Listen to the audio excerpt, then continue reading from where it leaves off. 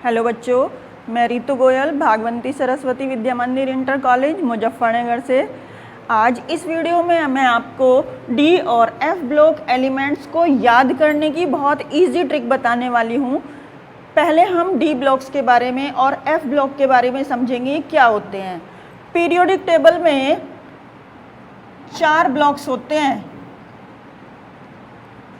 इसका एक रफ सा मैं डायग्राम बना रही हूँ, तुम्हें सबको पता ही है।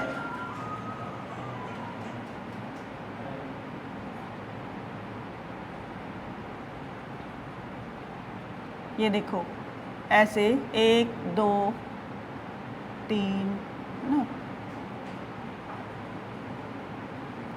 ये पूरी पीरियोडिक टेबल को 4 ब्लॉक्स में डिवाइड किया गया है। S block, P block, D block और ये एफ ब्लॉक।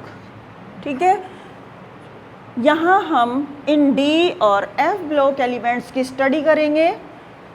पूरी पीरियोडिक टेबल में S block elements, D block elements और एफ ब्लॉक एलिमेंट्स सब के सब मेटल्स हैं। यदि हम यहाँ हाइड्रोजन को छोड़ देते हैं, हाइड्रोजन दोनों कैरेक्टर शो करता है, इसलिए इसी की स्थिति विवादास्पद है। अब जो डी ब्लॉक एलिमेंट्स हैं उन्हें 4 सीरीज़ में डिवाइड किया गया है। 3D सीरीज़, 4D, 5D और 6D। ये देखिए ज़रा, जो 3D सीरीज़ है 3D, फिर है 4D और 5D और 6D। इन सीरीज़ का क्लासिफिकेशन जो किया गया है वो जो इनका अंतिम इलेक्ट्रॉन है जिस सब शेल में जाता है उसके आधार पर किया गया है। यानी यदि 3D में जाता है तो वो 3D सीरीज़ का मेंबर है, 4D में जाता है तो वो 4D सीरीज़ का मेंबर है। 3D सीरीज़ के एलिमेंट्स देखें, स्कैंडियम, इनकी ट्रिक देखते जाएं साथ साथ। शक्ति, वी, क्र, मन, फे, को, नी, कॉपर, जिंक। ये 21 से स्टार्ट होते हैं एटॉमिक नंबर इनके। 21, 22, 3, 24, 25, 26, 27, 28, 29 एंड 30। अब यहाँ यदि हम इसका कॉन्फ़िगरेशन बनाते हैं तो क्या बनेगा? 1s2, 2s2, 2p6, 3s2, 3p6, 4s2, 3d1। 4s2 तक हमारे 20 तक का कॉन्फ़िगरेशन बन जाता है और डी में 1 तो 1 इलेक्ट्रॉन चला गया। ठीक है, अब मैं इसकी सबको बनाने की तुम्हें ट्रिक बता रही हूँ कैसे बनाएंगे।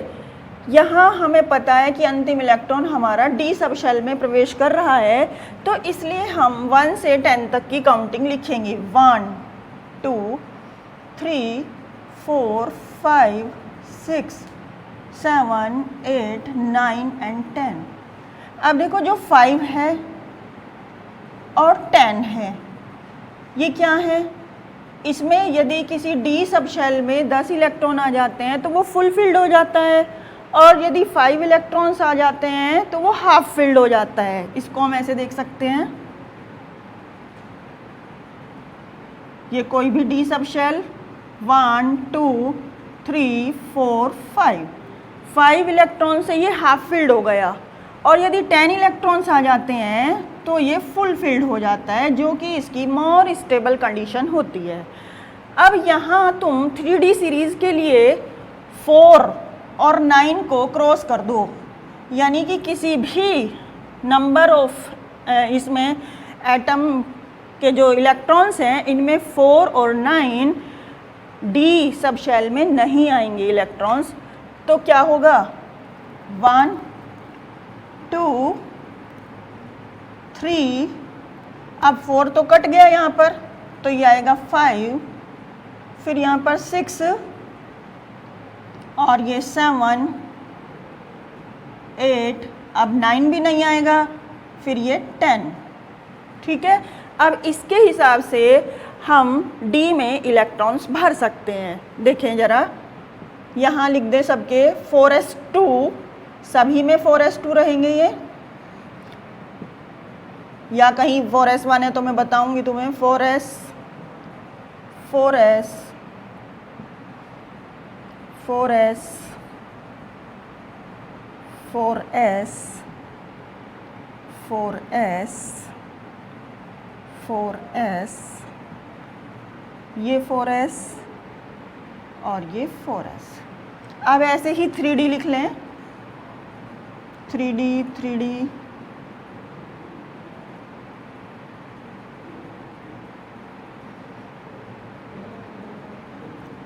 अब ध्यान दें जरा, 21, ये 21 के लिए है, एक इलेक्ट्रॉन चला गया, फिर ये 2 चले गए, नेक्स्ट वाले में 3 चले गए।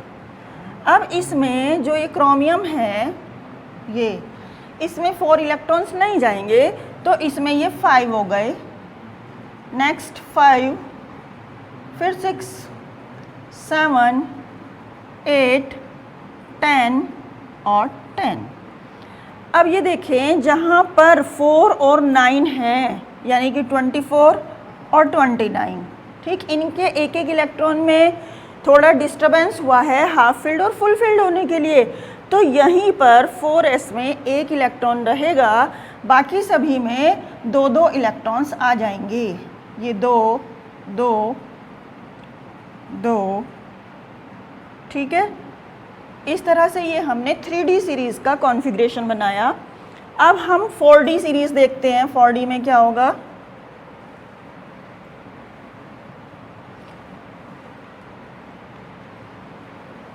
फोर डी का मतलब क्या है, ये 4D में जाएंगे और 5s इनका लास्ट का कॉन्फ़िगरेशन होगा 5s 4D। और इनके एलिमेंट्स देखें,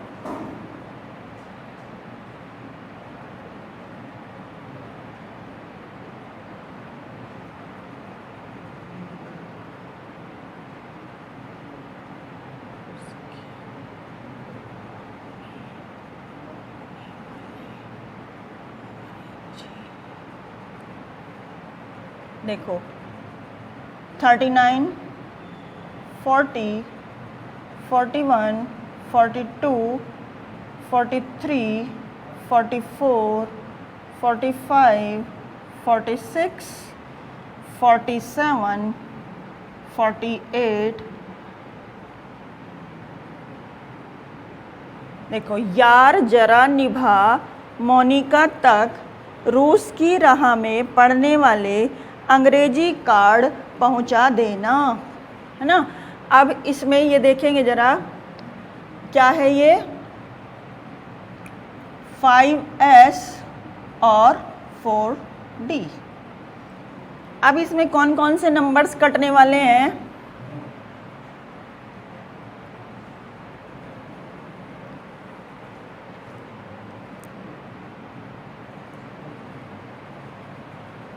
थ्री का टेबल, 3, 6 और 9, ठीक है। अब इनको शिफ्ट करो ज़रा, 1, 2, यानी कि 3 इलेक्ट्रॉन्स नहीं आएंगे, फिर क्या हो गया ये 4, 5, 5, 7, 7 और ये 8, ये 10 हो जाएगा, और 10 और 10, ठीक है। 1, 2, 4, 5, 5, 7, 7, 8 और 10, 10। अब इनका कॉन्फ़िगरेशन देखें ज़रा, 5s 4D, ये 39 है। अब 39, यदि हम इसका क्रॉड इलेक्ट्रॉनिक कॉन्फ़िगरेशन बनाना चाहते हैं तो ये कौन सी इनर्ट गैस के समकक्ष है, ये क्रिप्टन Kr36, ठीक। अब हमने एक इलेक्ट्रॉन भरा, किसमें, डी में, और 36, 37 और ये 2 बचे। इस टोटल इसके बराबर कर लेते हैं। देखो क्रिप्टन का 36 हो गया, इसके हिसाब से ये डी इलेक्ट्रॉन्स हैं, एक इलेक्ट्रॉन आया, 36, 37 और 2 39। ऐसे ही नेक्स्ट का क्या बनेगा 40 का, क्रिप्टन 5s 4d। ठीक है, अब यहाँ 40 है, डी के इलेक्ट्रॉन्स भरो 2, ये 36, ठीक, 38 और ये 2। इस हिसाब से हम ये सारे भर देते हैं, सभी इलेक्ट्रॉन्स नीचे तक आ जाएंगे। अब हम 5D सीरीज़ को देखते हैं।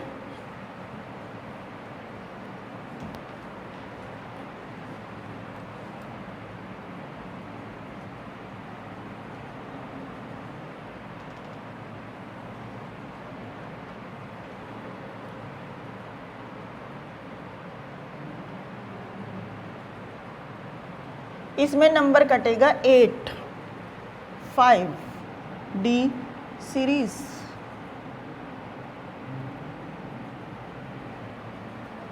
देखो इसकी ट्रिक देखें जरा, ला हफ्ता वरना रहे उस इरिटेटिंग पॉपट के साथ और हो जा पागल। ठीक है, देखो ला हफ्ता वरना रहे उस इरिटेटिंग पॉपट के साथ और हो जा पागल। लैंथेनम 57 है, ठीक, इसके बाद के 14 एलिमेंट्स गायब होते हैं।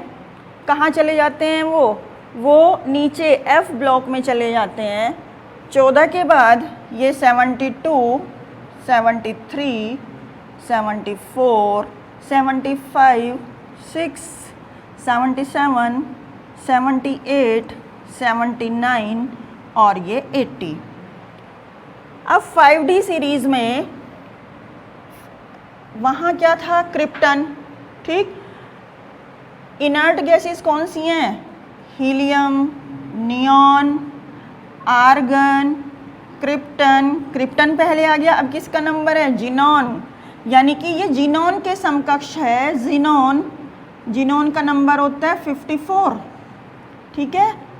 और सीरीज़ हमारी 5D चल रही है, तो लास्ट इलेक्ट्रॉन 5D में जाएगा और 6s। अब देखेंगे जरा, यहाँ पर 8 इलेक्ट्रॉन्स नहीं जाएंगे, तो ये तो बिल्कुल सिंपल है। 1, 2, 3, 4, 5, 6, 7, क्या हो जाएगा 9, 10। इस तरह से इसमें इलेक्ट्रॉन्स भरेंगे। फिर यहाँ पे जिनॉन और ये xenon 6s 5d 6s 5d xenon 6s 5d। इस तरह से पूरे में लिख लेंगे। ये इलेक्ट्रॉन्स हमने किसके बना रखे हैं, डी ऑर्बिटल्स के, जो डी सब शेल में जाने हैं। अब इसमें ये इलेक्ट्रॉन्स फिल कर दें डी के पहले। 1, 2, 3, 4 ऐसे ही नीचे तक चले जाएंगे। अब देखो इसका एटॉमिक नंबर 57 है। 54, 55 कितने बचे, 2, तो ये 2 इलेक्ट्रॉन्स इसमें चले गए। यहाँ 72 है, ठीक। अब यहाँ इसमें कैसे चले जाएंगे, यहाँ देखो यदि तुम इसका हिसाब लगाते हो तो यहाँ पर 5, 6, 4f 14 भी आता है और जितने इलेक्ट्रॉन्स बचेंगे वो 6s में जाएंगे। यदि तुम 72 का कॉन्फ़िगरेशन बनाओगे तो 72 के कॉन्फ़िगरेशन में 4f का भी नंबर आ जाएगा और इन सब का टोटल करके जो भी इलेक्ट्रॉन्स बचेंगे वो 6 में जाएंगे। या तो वो 1 इलेक्ट्रॉन होगा या 2 होगा, क्योंकि s सब शेल में 1 या 2 ही इलेक्ट्रॉन रह सकते हैं। इस तरह से तुम ये सीरीज़ याद कर लेना। और इनके कॉन्फ़िगरेशन बनाने की ये ट्रिक मैंने तुम्हें बता दी है, इसको फॉलो करोगे तो तुम्हारा कॉन्फ़िगरेशन कभी भी गलत नहीं होगा। अब इसकी जो अदर प्रॉपर्टीज़ हैं वो देखते हैं।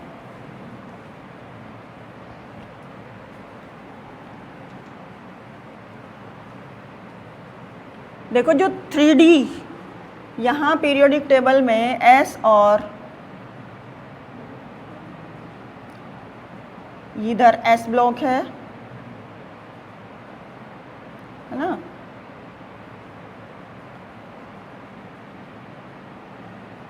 और ये P है, S, D, P and F block. अभी बताया ये 3D, 4D, 5D और 6D सीरीज़ होती हैं इस तरह से। यहाँ 3D सीरीज़ है, ये 4D है। हमने जो स्टडी की वो इस तरह से एटम्स हैं इनके, ये 4D, 5D और ये 6D। यदि हम ये देखें कि इनका atomic size left to right जाने पर क्या हो रहा है और डाउन द ग्रुप क्या हो रहा है, हम ये पढ़ते हैं जब हमने एस ब्लॉक एलिमेंट्स की स्टडी की कि किसी भी वर्ग में ऊपर से नीचे जाने पर परमाणु त्रिज्या बढ़ती है क्योंकि नंबर ऑफ शेल्स बढ़ते जाते हैं, सभी को पता है आप लोगों को। लेकिन यहाँ डी ब्लॉक में यदि आप देखें 3D से 4D तक जाने में, यहाँ से यहाँ तक आने में साइज़ बढ़ रहा है, लेकिन 4D से 5D और 5D से 6D सीरीज़ में आने पर साइज़ लगभग कांस्टेंट रहता है। इसका कारण लेंथेनाइड कॉन्ट्रैक्शन होता है, जो कि बहुत इंपॉर्टेंट है, इस पर शॉर्ट नोट भी आता है। क्या होता है लेंथेनाइड कॉन्ट्रैक्शन, देखो जरा, लेंथेनॉइड कॉन्ट्रैक्शन। कॉन्ट्रैक्शन का मीनिंग होता है बच्चों सिकुड़ना, संकुचन, अंदर की तरफ कोई चीज़ सिकुड़ना है ना, कोई भी चीज़ श्रिंक हो जाती है तो उसको कॉन्ट्रैक्शन बोलते हैं। अब यहाँ पर हमने देखा कि जो इलेक्ट्रॉन्स हैं यहाँ लग रहा है लेंथेनाइड कॉन्ट्रैक्शन, यहाँ नहीं लग रहा है। क्यों? क्योंकि यहाँ F सब शेल आ जाते हैं। अभी मैंने कॉन्फ़िगरेशन बनाया था तो 4F14 लिखा था ना हर उसमें।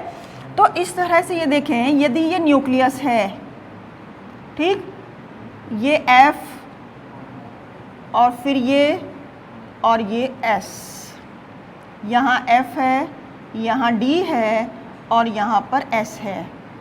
मान लिया ये 5D है, ठीक, ये 5D, 6S और ये 4F के इलेक्ट्रॉन्स यहाँ। और भी शेल्स हैं, मैंने शो नहीं किए, आप ये कहोगे ये 4F हो गया, तो इससे पहले 3 शेल्स और हैं, 1 2 3 4 5 6, ठीक है। लाओ मैं इधर शो कर देती हूँ, 1 2 3, फिर ये हमारा 4th शेल है। अब आप ये देखें कि इसमें यदि हम ऊपर से नीचे आ रहे हैं या लेफ़्ट टू राइट जा रहे हैं तो भी लेंथेनाइड कॉन्ट्रैक्शन लगता है। आप दोनों तरह से समझने की कोशिश करेंगे इसको। हमें पहले ये देखना है कि इफ़ेक्टिव न्यूक्लियर चार्ज क्या होता है। इसके लिए हमें 2 बातें समझनी पड़ेंगी। इफ़ेक्टिव न्यूक्लियर चार्ज को हम Z से शो करते हैं, ठीक, और एक स्क्रीनिंग इफ़ेक्ट जो होता है वो क्या है, स्क्रीनिंग इफ़ेक्ट। अगर ये 2 बात समझ में आ गई तो लेंथेनाइड कॉन्ट्रैक्शन समझ में आ जाएगा। Z है number of protons, number of protons है ना। यदि नंबर ऑफ इलेक्ट्रॉन्स बढ़ रहे हैं तो नंबर ऑफ प्रोटॉन्स ऑटोमेटिकली बढ़ जाते हैं।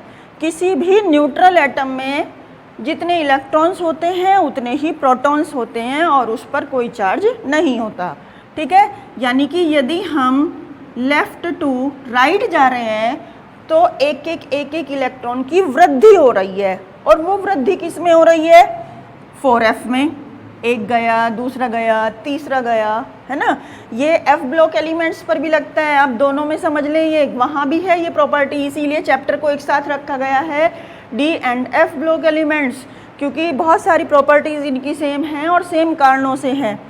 अब F में एक इलेक्ट्रॉन गया, दूसरा गया, तीसरा गया, अब आप ये समझें, जो स्क्रीनिंग इफेक्ट है वो S का सबसे ज़्यादा है, फिर P, फिर D और फिर F का सबसे कम। स्क्रीनिंग इफेक्ट को तुम ऐसे मान सकते हो कि जैसे ओजोन लेयर होती है वो हम तक क्या नहीं आने देती, पराबैंगनी किरणों को नहीं आने देती सूर्य की, तो इसी तरह ये स्क्रीन करने की पावर है इनकी, फिल्टर करने की पावर है S। जो S ऑर्बिटल है वो बहुत छोटा है और डेंस है, F ऑर्बिटल बड़ा है और उसके अंदर इलेक्ट्रॉन्स तो ज़्यादा हैं, 14 इलेक्ट्रॉन तक रह सकते हैं, लेकिन वो डेंस नहीं होते, उसके इलेक्ट्रॉन इतने पास पास नहीं होते कि वो किसी को फिल्टर ना होने दें, तो उसकी स्क्रीनिंग जो पावर है वो बहुत पुअर होती है। यानी कि जो बाहरी इलेक्ट्रॉन्स हैं, ये देखें F में तो जा रहे हैं इलेक्ट्रॉन एक एक करके, लेकिन नाभिक से जो इसका अट्रैक्शन है और इसकी जो स्क्रीनिंग पावर है वो दोनों, इसका इफेक्ट इतना पुअर है कि ये इसको अट्रैक्ट कर लेता है बाहरी इलेक्ट्रॉन को। यदि आप ये देखें कि ये भी इलेक्ट्रॉन्स हैं, है ना, इलेक्ट्रॉन एक दूसरे को क्या करते हैं, रिपेल करते हैं, प्रतिकर्षित करेंगे। तो स्क्रीनिंग इफेक्ट की वजह से और बाहरी कोश के इलेक्ट्रॉन्स न्यूक्लियस के द्वारा, न्यूक्लियस के पॉजिटिव चार्ज के द्वारा अट्रैक्ट हो जाते हैं और कॉन्ट्रैक्ट हो जाते हैं। इसीलिए जो F ब्लॉक एलिमेंट्स और D ब्लॉक एलिमेंट्स में ये कॉन्ट्रैक्शन लगता है वो साइज को बढ़ने नहीं देता। अब नेक्स्ट प्रॉपर्टी पढ़ते हैं हम कॉम्प्लेक्स आयन फॉर्मेशन की।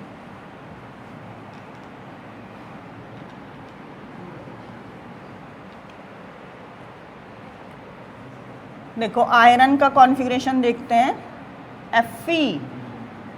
यदि हमें Fe ट्रिपल पॉजिटिव का कॉन्फ़िगरेशन बनाना है, ध्यान देंगे ज़रा, Fe का एटॉमिक नंबर होता है 26, है ना। बच्चे क्या मिस्टेक करते हैं इसमें, उन्होंने देखा Fe का एटॉमिक नंबर 26, तुरंत 3 इलेक्ट्रॉन माइनस करेंगे और 23 रख देंगे यहाँ पर, ये रखा 23 नहीं होता। कभी भी किसी भी एटम का एटॉमिक नंबर नहीं चेंज होता, क्योंकि जो एटॉमिक नंबर है वो नंबर ऑफ इलेक्ट्रॉन्स नहीं है, वो नंबर ऑफ प्रोटॉन्स हैं, और प्रोटॉन्स हमेशा न्यूक्लियस में रहते हैं। किसी भी आयन के बनने में, किसी भी रिएक्शन के बनने में हमेशा इलेक्ट्रॉन पार्टिसिपेट करते हैं। तो इसलिए इसका क्या रखना है, हमें 26 ही रखना है, एटॉमिक नंबर नहीं चेंज होगा।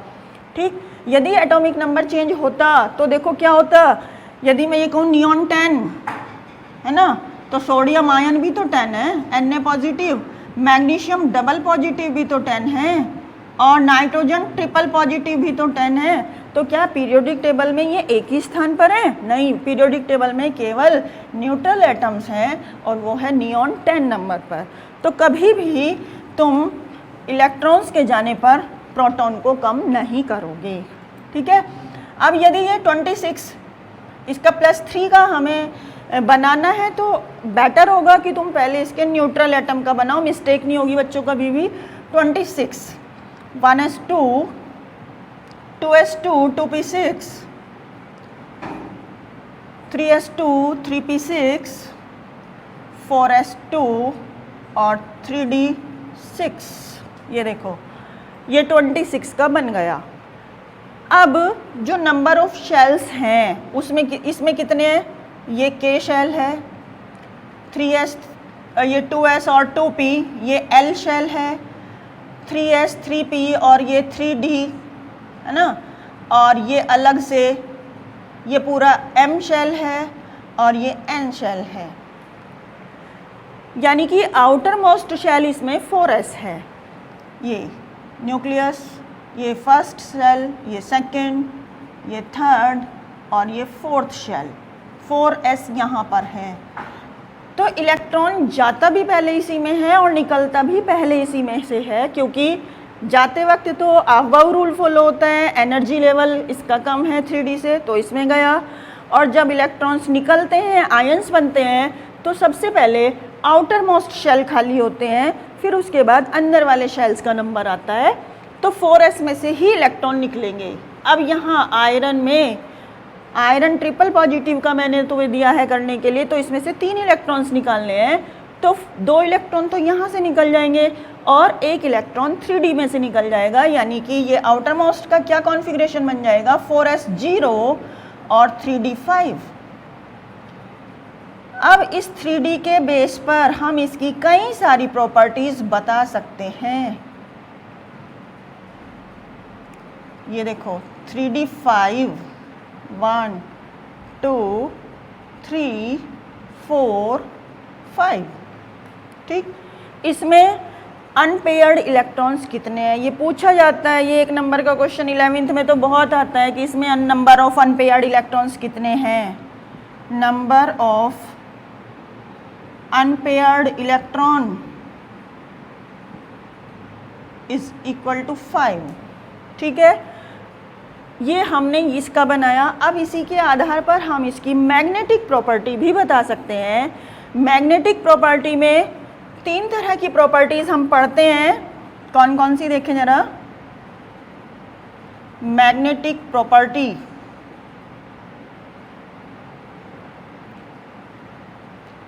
एक तो होती है पैरामैग्नेटिज्म या paramagnetic property, second is diamagnetic,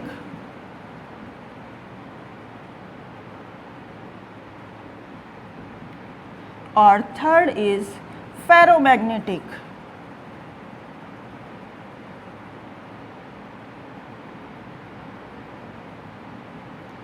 अब देखो जरा पैरामैग्नेटिक, यदि किसी भी डी सब शेल में एक भी इलेक्ट्रॉन जब तक अनपेयर्ड है तब तक वो कंपाउंड या वो आयन पैरामैग्नेटिक होगा, यानी कि वो चुंबक के प्रति आकर्षित होगा, ठीक है। देखो, और डायमैग्नेटिक में क्या होता है, जब सारे इलेक्ट्रॉन्स पेयर्ड हो जाते हैं तब वो चुंबक के प्रति आकर्षित नहीं होता। यहाँ देखिए जरा, यदि ये कंडीशन है किसी आयन में तो ये पैरामैग्नेटिक है। अब भी पैरामैग्नेटिक है, ये भी पैरामैग्नेटिक है, paramagnetic, paramagnetic, paramagnetic, paramagnetic, paramagnetic, paramagnetic, और अब इसका पेयर बनते ही क्या हो जाएगा, ये हो जाएगा डायमैग्नेटिक। अब ये प्रतिचुंबकीय होगा, ठीक है। अब हमने याद किया, हमें पता है कि एक में तो पेयर्ड इलेक्ट्रॉन थे सारे और एक में एक अनपेयर्ड था और हम भूल गए, तो हम इसे कैसे याद रखें। हमने ये माना कि ये 5 फ्रेंड्स हैं, 1 2 3 4 5, ठीक। और ये 5 फ्रेंड्स मस्ती कर रहे हैं बढ़िया, है ना। अब क्या हो रहा है, टाइम के अकॉर्डिंग इनकी शादी होती जाती है, इसकी हो गई, ठीक है भाई। अब क्या है, ये 4 बच रहे हैं, तो ये 4 फिर मस्ती कर रहे हैं, यानी कि क्या है, इनकी जो लाइफ है वो कलरफुल है, रंगीन है ना। तो नेक्स्ट प्रॉपर्टी इसी में क्या आ जाती है, कलर। जिसमें कलर होगा वो पैरामैग्नेटिक होगा। अब इसकी भी शादी हो गई। अब ये 3 क्या कह रहे हैं, चल घूमने चलेंगे यार, इन दोनों को भी ले जा रहे हैं अपने साथ। तो अब फिर क्या हो रहा है, फिर क्या ये पैरामैग्नेटिक होगा, यानी कि चुंबक के प्रति आकर्षित होंगे और इनका कोई ना कोई कलर होगा इन आयंस का। यदि एक भी रह रहा है तो भी ये इनको घुमाता रहेगा, लेकिन जब ये भी पेयर्ड हो गया तो अब सब अपने अपने घर आराम से बैठ जाएंगे, कोई भी किसी को परेशान करने वाला नहीं है। तब क्या हो गया, इनका जो डायमैग्नेटिक हो गया, अब चुंबक के प्रति कोई आकर्षण नहीं होगा और इनका कलर कोई नहीं होगा, यानी कि ये कलरलेस हो जाएंगे, ठीक है।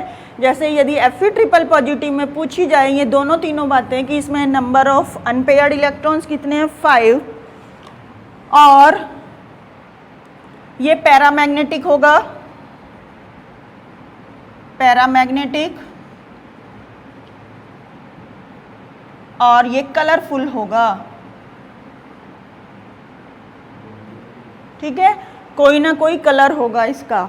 तो इस तरह से हम डी ब्लॉक एलिमेंट्स के जो खास गुण हैं उनमें से हमने ये दो पढ़े, एक तो कलर आयन फॉर्मेशन बनाने का और एक मैग्नेटिक प्रॉपर्टी।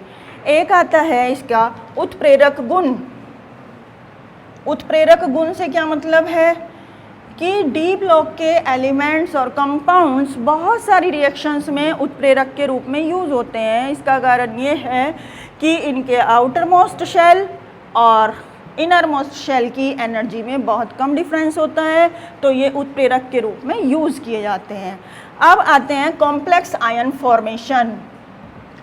देखो ये कॉम्प्लेक्स कंपाउंड्स भी बनाने की प्रबल प्रवृत्ति रखते हैं। इसका एक एग्जाम्पल देखें आप, K4FeCN6,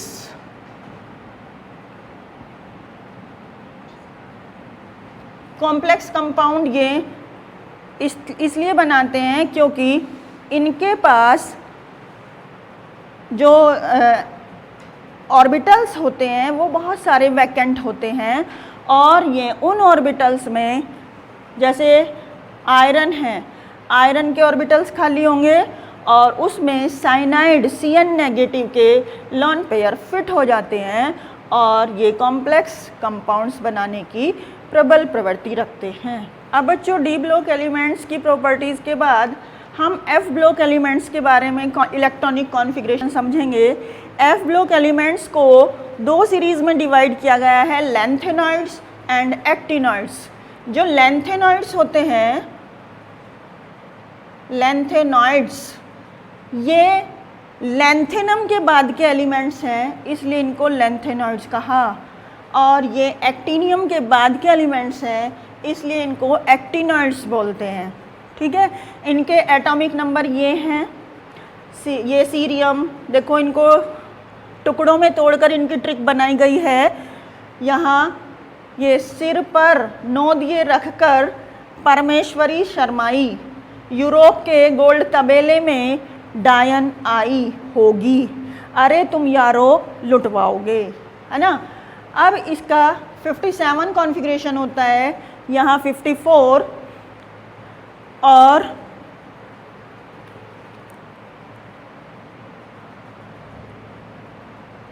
ये देखो बच्चों 54 है। अब यहाँ 4f के इलेक्ट्रॉन्स के लिए मैंने उसी तरह जैसे डी ब्लॉक के नंबर्स लिखे थे, यहाँ 14 तक लिखेंगे क्योंकि f में 14 तक इलेक्ट्रॉन जा सकते हैं। यहाँ लैंथेनॉइड सीरीज़ के लिए 2 और 8 नंबर कटेगा, तो यानी कि 2 और 8 नहीं आएंगे, तो ये 1, फिर यहाँ क्या आ जाएगा 3, 4, 5, 6, 7, 8 भी नहीं आएगा, फिर 9, 10, 11, 12, 13, 14, जो 14 है और 7 है ये कभी चेंज नहीं होंगे। क्यों नहीं चेंज होंगे? क्योंकि ये हाफ फील्ड और फुल फील्ड ऑर्बिटल्स हैं इनके। अब ये F में भर दो ये इलेक्ट्रॉन्स इसी तरह 1, 3, लैंथेनम को F ब्लॉक एलिमेंट्स नहीं माना गया है, तो यहाँ पर F में 3, 4, 5, 6, 7, 9, 10, 11, 13, 14। इसमें जो 6s में इलेक्ट्रॉन्स होते हैं वो सभी में 2-2 इलेक्ट्रॉन्स होते हैं।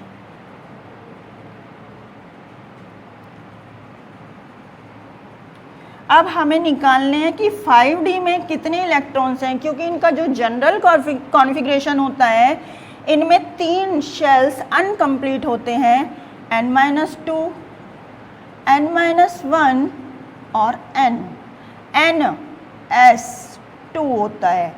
n-1 d 0 या 1 होता है, n-2 f 1 to 14 तक होते हैं इलेक्ट्रॉन्स। ये कॉन्फ़िगरेशन है। अब इसके हिसाब से जो वैरी करेगा इलेक्ट्रॉन वो डी में ही कन्फ्यूज़न होता है। तो अब हमें क्या करना है, यहाँ पर ये जैसे यहाँ Nd 60 है, ज़ीनॉन 54 और ये 4 और ये 2, कितना हो गया 60 हो गया। तो 60 माइनस 60 यानी कि ये 0 आ जाएगा। तो इस तरह से तुम अगर इनके कॉन्फ़िगरेशन देखोगे तो बस यहाँ पर एक इलेक्ट्रॉन आएगा और बाकी सभी में इसी के हिसाब से कैलकुलेशन करके तुम डी इलेक्ट्रॉन्स को फिल कर देना। अब यहाँ पर एक्टिनॉइड्स जो हैं, एक्टिनॉइड्स में भी सेम यही फार्मूला लगेगा, n-2f n-1d 0 to 1 ns2। यहाँ क्योंकि एटॉमिक नंबर बढ़ गए हैं तो यहाँ पर हम रेडॉन लेंगे 86। अब यहाँ ये देखो 1 से 14 तक काउंटिंग लिखी, यहाँ 6 और 8 नंबर कटेगा तो ये क्या हो जाएगा 1 2 3 4 5 7 7 8 नहीं आएगा, फिर 9 10 11 12 13 14 14। इस तरह से 4f में इलेक्ट्रॉन्स भर देना और s में तो 2 ही इलेक्ट्रॉन्स रहेंगे।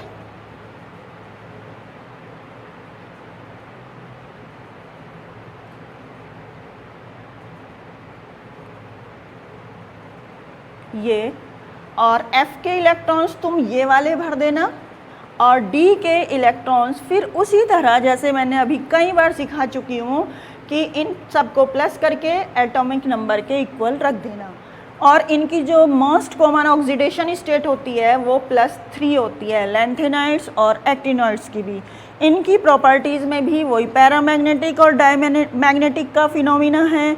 इसी तरह ये भी कॉम्प्लेक्स आयन बनाने की स्ट्रॉन्ग टेंडेंसी रखते हैं और इनको तुम ध्यान से पढ़ लेना। इनकी मैंने ये ट्रिक भी लिखी है टुकड़ों में, इनको याद कर लेना। मैं समझती हूँ कि तुम्हें ये टॉपिक अच्छे से समझ आ जाएगा। Thank you.